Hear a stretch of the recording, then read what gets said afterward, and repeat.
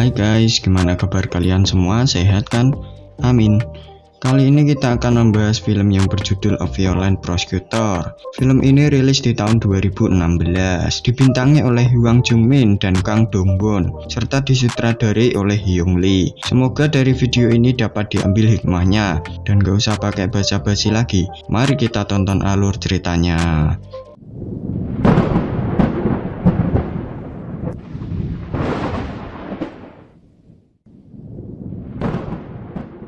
Di awal film diperlihatkan dengan begitu banyak para pecinta lingkungan yang sedang demo.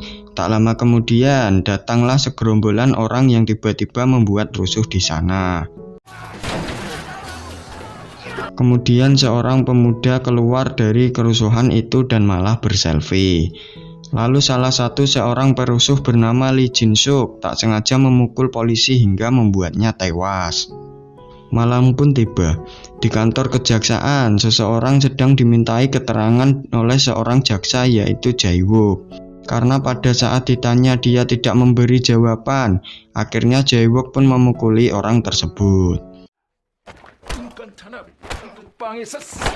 Kemudian Jae-wook datang untuk menginterogasi Jin-suk. Di sana Jin-suk amat ketakutan hingga dia kesulitan bernafas karena dia mengidap penyakit asma. Saat dibuka bajunya, Jae-wook sudah menduga jika tidak mungkin kalau Jin-suk adalah seorang pecinta lingkungan. Karena terlihat begitu banyak tato di sekujur tubuhnya. Sebab sudah larut malam, Jae-wook pun memutuskan untuk beristirahat dan melanjutkan interogasinya esok hari. Keesokan harinya, saat Jae-wook datang kembali ke tempat interogasi, Jae-wook terkejut karena melihat Jin-suk sudah terbaring lemas dan tewas di ruang itu. Sebab hal itu, akhirnya Jae-wook pun menjadi tersangka dan ditangkap dengan tuduhan pembunuhan. Dalam sekejap, berita tersebut langsung viral. Dia dituduh terlalu barbar saat menginterogasi, hingga mengakibatkan tewasnya seorang pecinta lingkungan. Kemudian kepala jaksa pun meminta maaf kepada seluruh masyarakat atas hal ini. Kemudian pada saat perjalanan, kita diperlihatkan dengan kepala jaksa yang sedang membuang barang bukti, yaitu alat bantu pernafasan milik si Jin-suk. Lalu datanglah Jae-wook ke penjara. Di sana dia ketakutan karena kembali bertemu dengan para narapidana yang dulu pernah dia jebloskan ke penjara. Dan benar saja, pada hari pertamanya di penjara, Jae-wook langsung dihajar oleh para narapidana tersebut.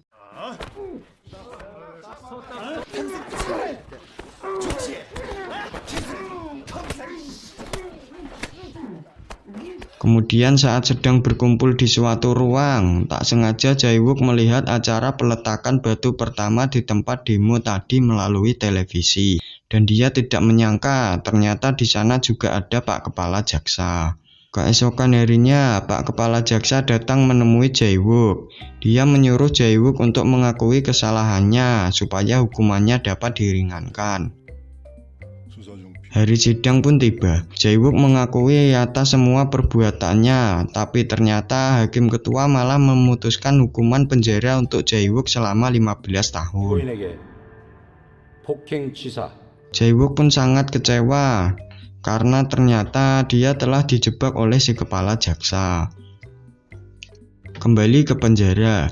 Di suatu saat, sipir penjara sedang mencari seorang tahanan yang paham dengan masalah hukum. Hal ini pun dimanfaatkan oleh Jae-wook. Berkat bantuannya itu, dia pun diberi hadiah makan enak, dan tahanan yang sering mengganggunya pun dipindahkan ke ruang isolasi. 5 tahun kemudian, terlihat beberapa tahanan baru yang datang ke penjara tersebut. Salah satunya adalah anak muda ini yang bernama Han Ji-won. Orang yang di awal film tadi selfie saat demo. Di hari itu juga pacarnya datang menemuinya di penjara. Namun tak disangka, Han malah cuek dan menyuruh pacarnya itu untuk melupakannya. Lalu saat berkumpul bersama temannya di lapangan, Han melihat Jae-wook yang telah dianggap ketua oleh para tahanan di sana. Dia sangat dihormati karena kerap kali membuat para tahanan mendapatkan keringanan hukuman pada saat persidangan. Bahkan kepala sipir di sana kini menjadi bestinya karena Jae-wook seringkali membantunya untuk menangani masalah hukum.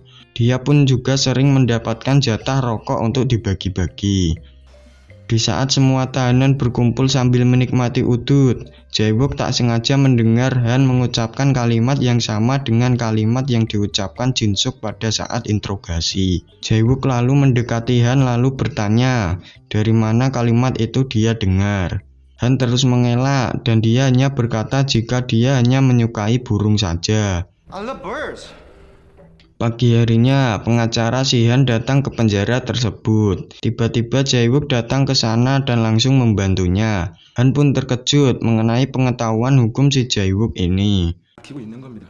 Dia pun disuruh menemui Jae-wook di dalam selnya.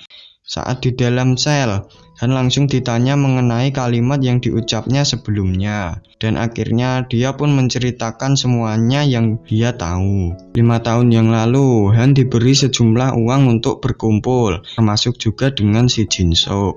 Ternyata mereka disuruh untuk membuat kerusuhan di saat demo. Setelah mendengar cerita Han, akhirnya Jae-wook pun kembali membuka kasus ini untuk mengungkap kejahatan orang yang telah menjebaknya. Beberapa orang di penjara pun turut membantunya, termasuk juga si Han yang belajar untuk memalsukan tanda tangan.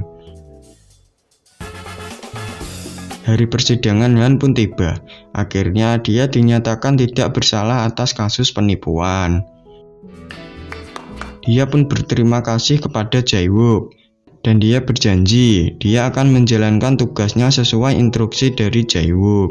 Lalu Jae-wook memberikan beberapa nomor telepon orang-orang yang telah memberikan kesaksian palsu kepadanya. Kemudian setelah bebas dari penjara, Han menemui teman-teman lamanya yang dulu pernah berhubungan dengan Jin-suk. Tak lupa juga dia merekam percakapannya untuk mengumpulkan bukti-bukti.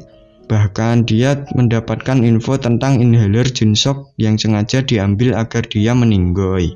Dan mereka mengaku telah memberikan kesaksian palsu di saat persidangan Jae-wook. Bukti-bukti itu pun lalu dikirim ke hakim untuk mengajukan sidang banding. Tak diduga, hal ini pun didengar oleh Pak Kepala Jaksa yang kini akan maju ke dunia politik. Iya, Pak Kepala Jaksa ini bernama Jong-gil. Jong-gil yang mendengar hal ini pun merasa sangat kesal dan tiba-tiba tanpa pikir panjang, Jong-gil pun menyuruh para anak buahnya untuk memberi pelajaran kepada orang yang telah membocorkan hal tersebut. Lalu dia menyuruh kepala jaksa baru untuk mengancam Jae-wook di penjara agar dia tidak bisa macam-macam. Di sisi lain, Han pun kini mulai ketakutan setelah melihat temannya babak belur.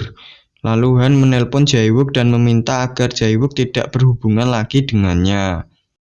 Pada saat di jalan, Han tiba-tiba dihajar oleh orang tak dikenal.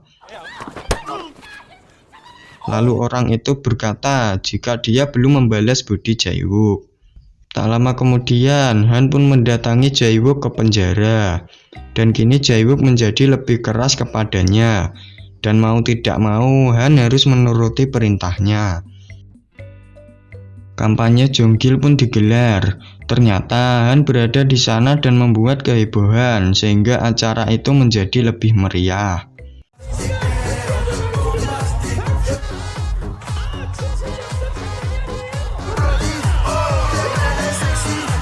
Han pun mendapatkan pujian dari Jong-gil dan berkesempatan selfie dengannya. Bahkan seorang emak-emak menjodohkannya dengan seorang perempuan yang tak lain adalah sekretaris si Jong-gil.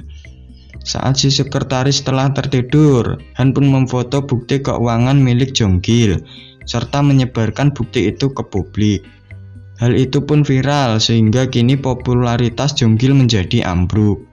Sementara itu, Jae-wook dan kepala jaksa baru pergi menemui hakim untuk meminta permohonan banding. Jae-wook berkata jika dirinya telah dijebak oleh Jong-gil 5 tahun yang lalu. Tentu saja Jong-gil telah mengetahui hal ini dari si kepala jaksa. Dia lalu menelpon kepala sipir dan meminta supaya Jae-wook dimasukkan ke ruang isolasi selama 30 hari. agar dia tidak bisa menghadiri sidang banding. Di sisi lain, Han terus menjalankan tugasnya. Dia menyamar sebagai jaksa baru supaya bisa mendekati Pak Kepala Jaksa dan petinggi pengadilan yang lainnya. Dia pun berkesempatan masuk ke ruang Pak Kepala Jaksa dan ngobrol bareng bersamanya. Pak Kepala Jaksa kemudian izin untuk rapat sebentar, dan saat itu juga Han memalsukan tanda tangannya Pak Kepala Jaksa untuk bersedia menjadi saksi di persidangan. Han pun telah berhasil menjalankan misinya dan dia bergegas pulang. Namun saat pulang dia tidak menyadari jika dia telah diikuti oleh beberapa orang. Kemudian orang-orang tersebut datang ke hotel Han untuk memberinya pelajaran. Untungnya Han berhasil menipu mereka dengan menyamar seperti para orang-orang itu. Namun akhirnya dia tetap ketahuan. Dan saat dia akan dihabisi, polisi berdatangan untuk membantunya. Meski akhirnya dia pun ditangkap juga karena ketahuan jika dirinya adalah seorang penipu. Dan di saat interogasi, dia pun mencoba menipu lagi Pak Kepala Jaksa supaya dia dapat dibebaskan. Scene berpindah ke penjara. Jonggil datang menemui Jae-wook. Di sana akhirnya Jonggil mengaku jika dia telah memukul Jin-sok dan mengambil inhalernya hingga menyebabkan Jin-sok meninggoy. Dan entah apa tujuan dari Jonggil ini yang tiba-tiba mengakui hal tersebut. Hari persidangan pun tiba. Saat akan berangkat ke persidangan, anehnya Jae-wook ditinggalkan sendirian di lorong. Ia pun merasa kebingungan dan tiba-tiba sementara itu di tempat persidangan, hakim akan membatalkan persidangan karena Jae-wook yang tak kunjung datang ke tempat tersebut. Tapi tak diduga Jae-wook berhasil sampai di sana dan akhirnya sidang pun dimulai. Han menjadi saksi pertama. Ia mengungkapkan kejahatan Jonggil dengan menunjukkan bukti foto saat dirinya sedang demo dan saat kampanye Jonggil. Jonggil lalu dijadikan saksi berikutnya. Pada saat Jonggil menjadi saksi, Jae-wook pun dapat dengan mudah mengungkap semua kejahatan Jonggil. Dan ini semua di luar dari ekspektasi Jonggil yang dia kira Jae-wook akan meninggoy saat di lorong. Jonggil yang sudah tidak bisa mengelak lagi akhirnya mengamuk. Dan kini Jae-wook pun telah dibebaskan dari segala tuduhan. Serta kini dia telah keluar dari penjara itu dengan dijemput oleh Han. Dan film pun selesai.